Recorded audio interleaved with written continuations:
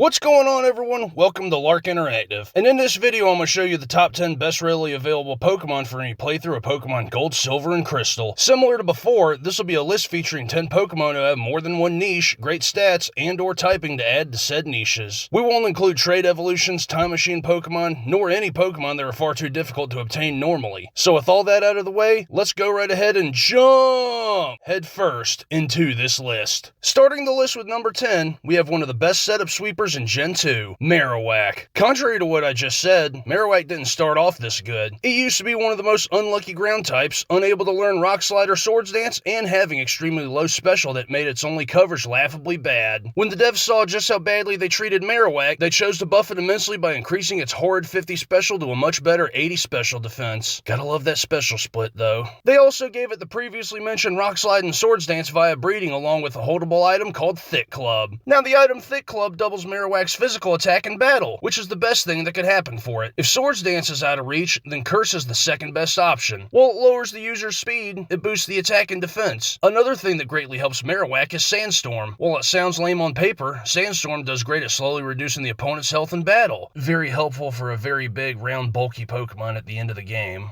Up next at number 9, we have one of the best Stallmons of Gen 2, Forretress. What makes it great with Stall is having the best defensive typing in-game. Bug and Steel cancel out each other's weaknesses while only being 4 times weak to Fire. Not a bad trade-off in most cases. Adding to its great typing are a slew of helpful status moves like Spikes, Toxic, and Sandstorm. Toxic slowly reduces the opponent's health once every turn, increasing damage during those too. Spikes aren't quite as great since they can't be stacked like later games, but they do deal an equal amount of damage to one Sandstorm turn. Now speaking of Spikes, Forretress has one other great utility move called Rapid Spin. While Rapid Spin is extremely weak at 20 power, it gets rid of hazards like Wrap, Leech Seed, and even the opposing spikes, which shows how helpful it can be. If Forretress can't dish out enough damage with its moves, Explosion can make up for it. Now that move got heavily buffed with its power going from 170 to a destructive 250, making it the quickest way to shake up a previously dicey matchup. Next up at number 8, we have one of the most disliked Pokemon of all ranking here, Miltank. While it's dreaded for stomping and rolling out players' teams to oblivion, getting Miltank on your team would turn the tide in your favor. It has great HP, defense, and speed along with good attack and special defense, which really adds to why it's such a tough early boss. While some players saw it regain health with Milk Drink, it can also learn stuff like Heal Bell and Curse. Heal Bell cures the status ailments of all users' teammates, while Curse can help boost Miltank's middling attack to better levels. Now speaking of boosting attack, Miltank benefits from access to Stomp, Body Slam, and Return as great same-type moves. Stomp to flinch opponents, Body Slam to paralyze opponents, and Return is its strongest move at max friendship.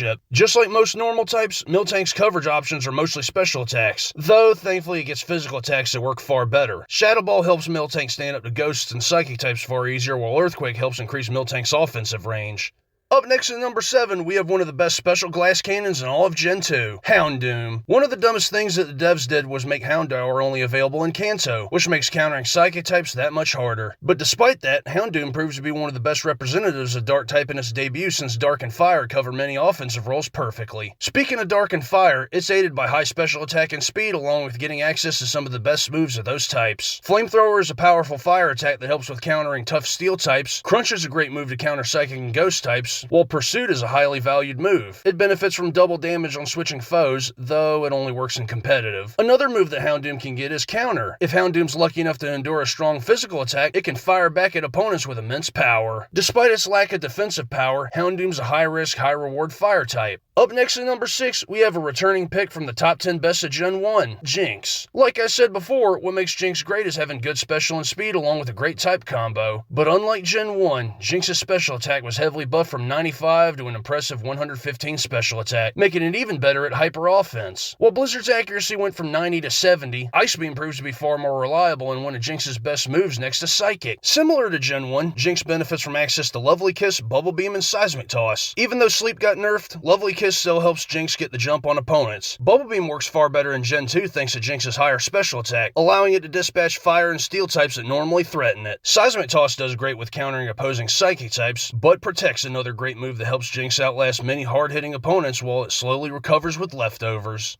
We finally reached the halfway mark at number 5 with quite possibly the best steel type of Gen 2, Skarmory. It has a similarly great defensive type to Forretress, but works far better thanks to getting a same type move. Steel and flying cancel one another's weaknesses nicely, only leaving fire and electric while rock, ice, and fighting get neutralized. Now getting back to same type moves, Skarmory gets access to Drill Peck via breeding, which works far better than the hit or miss Steel Wing that it gets. While Forretress gets spikes, Skarmory gets Whirlwind to help stop opponents from boosting, while Skarmory can boost its own attack and defense with Curse. As for other support moves, Skarmory can get Sandstorm to slowly reduce the opponent's HP over time, as well as Agility to try offsetting Curse's speed drop. While the latter isn't used nearly as much, the former can prove far more helpful at dealing with more stubborn walls.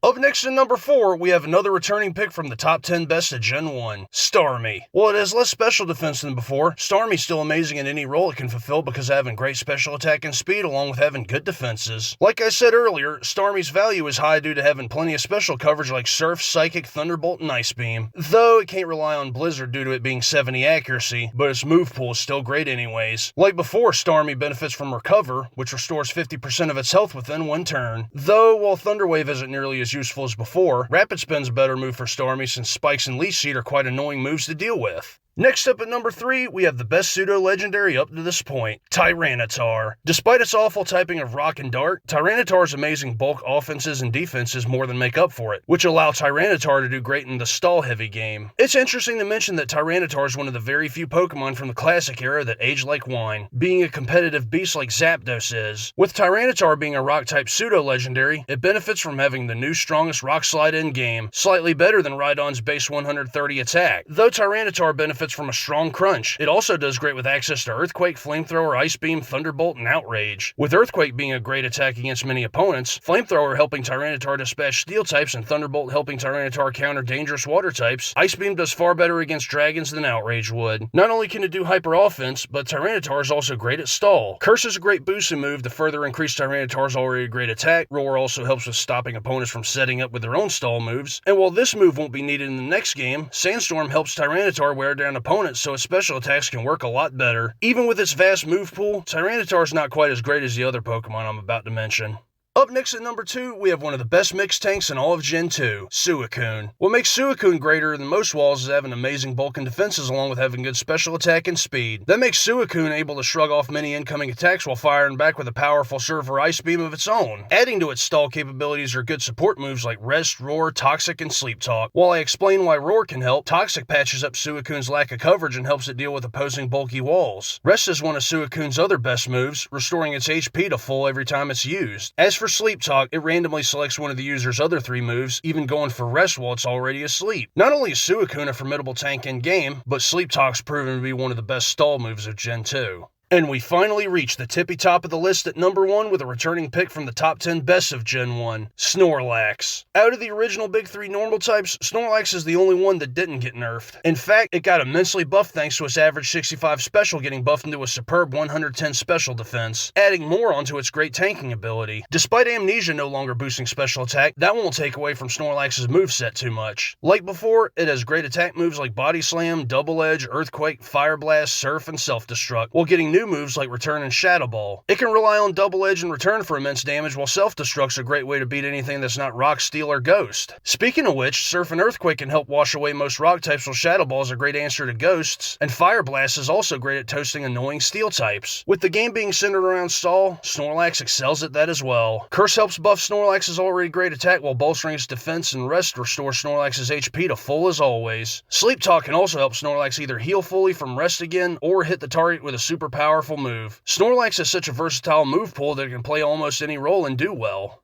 Now that we finished the main list of the 10 best readily available Pokemon of Gen 2, I'm going to show you some honorable mentions that didn't make the main list, yet still have high value with any playthrough. Ampharos, Clefable still making great use of special coverage, Donphan, Dragonite redefining the Dragon type, Feraligatr, Heracross having the best signature move, Jolteon, Kangaskhan, Lapras, Meganium when it has Leech Seed, Rhydon still having the strongest Earthquake in game, Slowbro, Typhlosion being a great Charizard alternative, Umbreon being a capable wall, Ursaring having the strongest return in game, and Vaporeon being a decent alternative to Suicune. Many of them have great niches and share some similarities with the top 10, but some have niches that set them apart. Now that we finished the honorable mentions of what the best Pokemon are of Gen 2, I'll be covering what the top 10 best Pokemon of a playthrough for Ruby, Sapphire, and Emerald are next. With the introduction of abilities, stall tactics of old get counterbalanced greatly. While no new types get introduced, existing types like Fighting Dark and Dragon get buffed significantly for hyper offense to be at the forefront. Thanks to that and more, we finally see the genesis of power creep.